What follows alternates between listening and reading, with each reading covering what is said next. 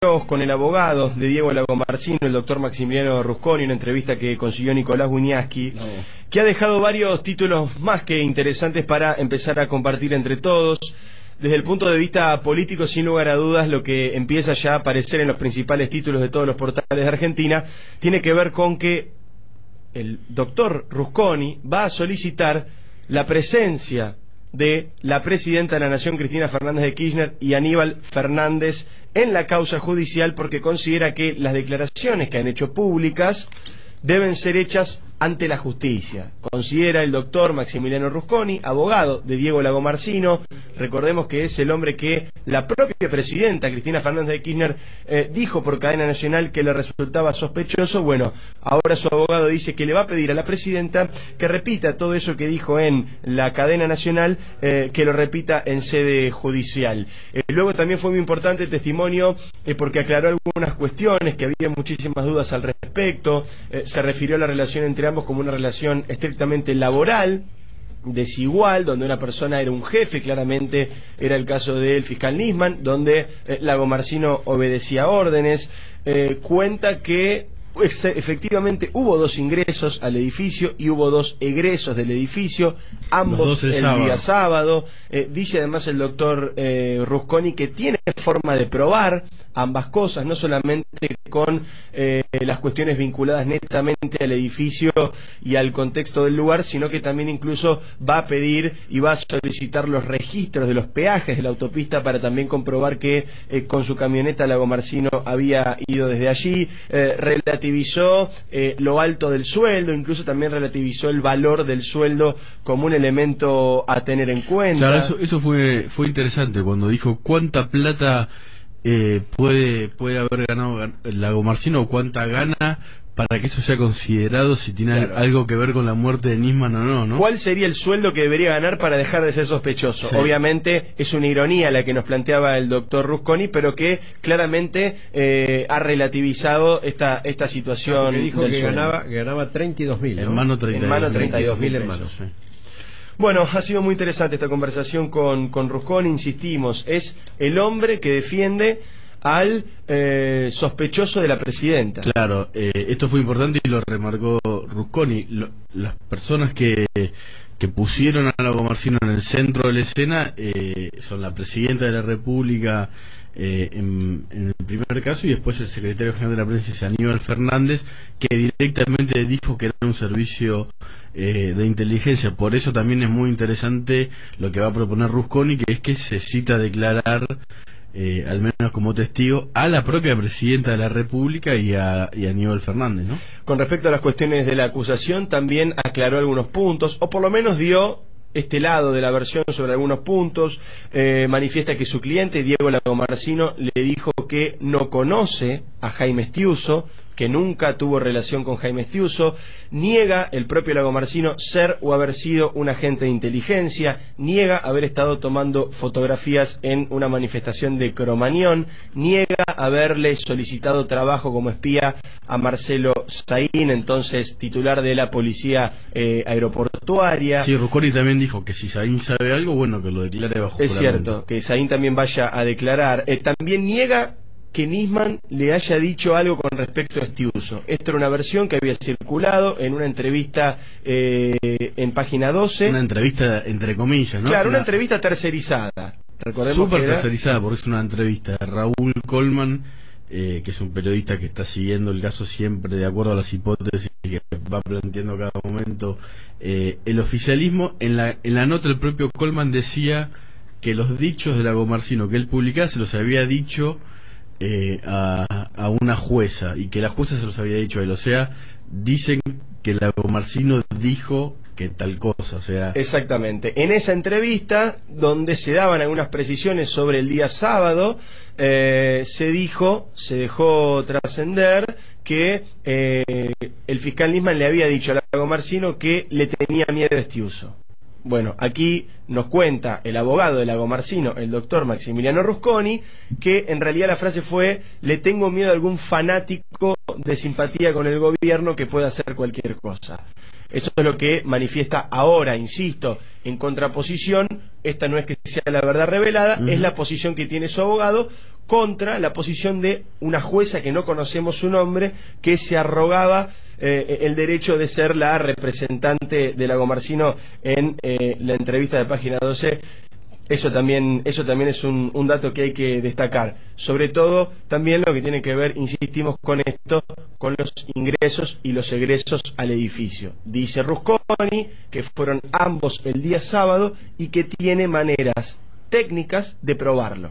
Más allá de los testimonios, más allá de alguna cámara del edificio, dice su abogado que puede probarlo a través de los peajes de la autopista que utilizó para volver a su domicilio.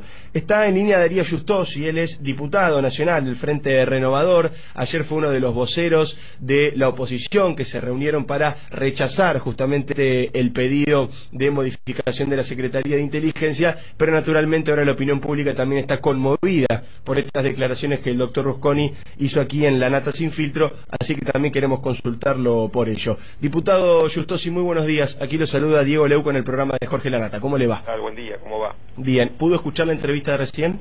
No la pude escuchar, pero bueno, estaba escuchando lo que decían ustedes y evidentemente hay datos muy buenos, muy interesantes.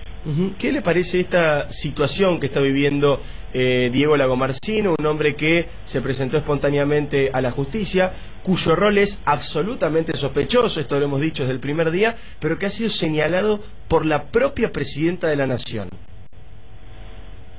Me parece triste que no podamos distinguir que esto es claramente una injerencia de un poder en el otro. La presidenta es la titular del Poder Ejecutivo y no puede interferir de tal manera en la justicia metiendo presión a través de la opinión pública. Esto es tirar a la opinión pública una hipótesis de trabajo que le corresponde a la justicia. Y ese es el principal daño que tiene hoy en día la Argentina, ¿no? Que la utilización del poder de la comunicación, desde el Poder Ejecutivo, a veces la cadena nacional, para construir hipótesis y destruir verdades o certezas. Esta es la verdad que es triste, es una pena y hay que dejar que trabaje la justicia, que se investigue y que estas cuestiones, como la que hoy reveló y lo que yo estaba escuchando de ustedes, el abogado del propio Lagomarsino, empiece a dar por tierra todas esas hipótesis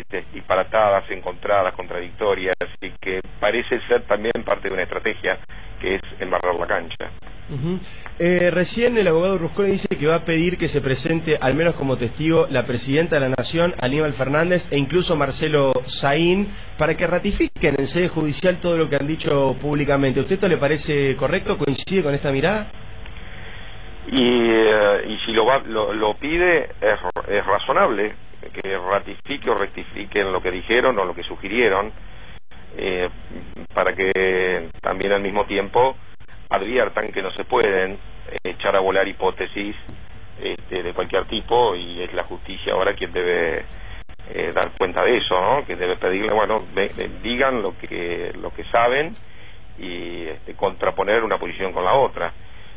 Finalmente hay un dicho del pueblo que dice: la mentira tiene pata corta. Por eso es que hay que tener cuidado cuando en el medio de las ansiedades o de cierta desesperación el gobierno, en lugar de echar claridad, generar tranquilidad, transparencia, lo que hace es embarrarse más todavía.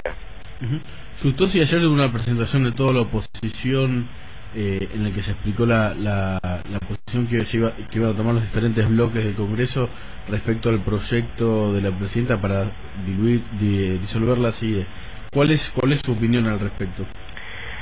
Ahí es claramente, y creo que es parte de una estrategia, el proyecto no tiene la vocación de resolver el problema, sino que es claramente una herramienta para distraernos de la cuestión principal, que es el debate y la discusión y en todo caso el seguimiento público de un caso que conmocionó al país, como es la muerte de un fiscal federal, de un fiscal de la Nación, en medio de una investigación de una causa de encubrimiento en la que podría estar implicados funcionarios públicos, y al mismo tiempo una causa de encubrimiento de un atentado terrorista con decenas de víctimas en la República, en territorio nacional. Esto es de una gravedad tal que el gobierno está eligiendo distintas estrategias para que no se debata la gravedad y su responsabilidad frente a eso, y finalmente quedamos discutiendo y nos negamos a eso, y yo me niego a eso, a discutir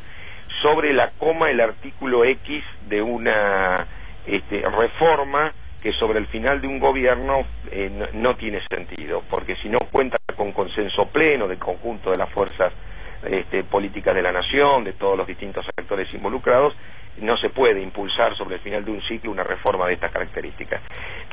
Y además, esto no es disolver la CIDE, es darle las funciones de la CIDE a la Procuradora General, ¿no? Cuidado que también hay una distorsión. Es cierto, ese es un tema importantísimo del anuncio de Cristina, que no debe quedar de lado. Claro, porque lo que dice es, vamos a disolver la CIDE. No va a haber más inteligencia judicial, no va a haber más investigación a través de las llamadas, entre comillas, pinchaduras de teléfono o investigación judicial secreta, no va a haber más en la Argentina. Bueno, no, va a haber, pero va a estar en manos de Gil Carbó y sus fiscales adictos, la Cámpora, Justicia Legítima.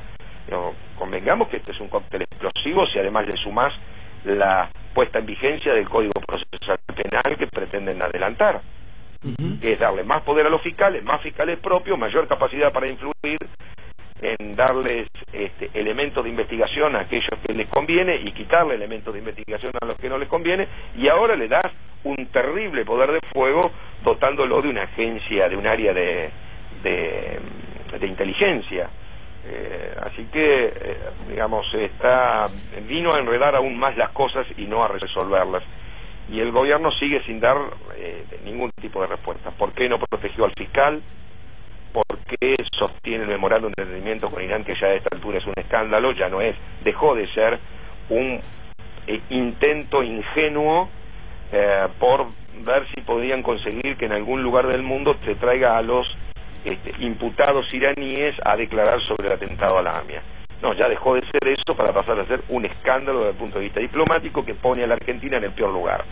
Bueno, ¿por qué no lo hace? ¿Por qué no protegió al fiscal? ¿Por qué esta actitud de distraer y no dejar que la justicia funcione y actúe con independencia y darle elementos para que dar al mismo tiempo tranquilidad a la población? Son respuestas que no dio y que debió haberlo hecho en la cadena nacional. Así que estamos frente a una situación que sigue siendo delicada desde el punto de vista político e institucional. Diputado, de repente en la Argentina pasó a ser un tema importante la Secretaría de Inteligencia. Algo que hasta ahora la gente no hablaba, en la calle no se hablaba de la Secretaría de Inteligencia, pasó a ser un tema importante, relevante, sobre el cual la gente quiere escuchar respuestas, sobre todo respuestas de los que pretenden hacerse cargo del poder a partir del 10 de diciembre de este año. Le pregunto, ¿cuál va a ser la posición que va a tomar el Frente Renovador o que tomaría el Frente Renovador si llega a hacerse cargo del poder? Le pregunto además con el condimento de que se habla que Sergio Massa tiene muy buena relación con Paco Larcher, que es uno de los agentes que ha sido despedido por la presidenta. Mirá, lo primero es, nosotros hemos dicho claramente, Sergio lo ha planteado, que lo ideal es un modelo supervisado por la Corte. Primero, dependiendo de lo que vendría a ser la cúspide de uno de los tres poderes, el Poder Judicial, dependiendo de la Corte. Después hay distintos modelos que puede ser, dependiendo de la Corte, con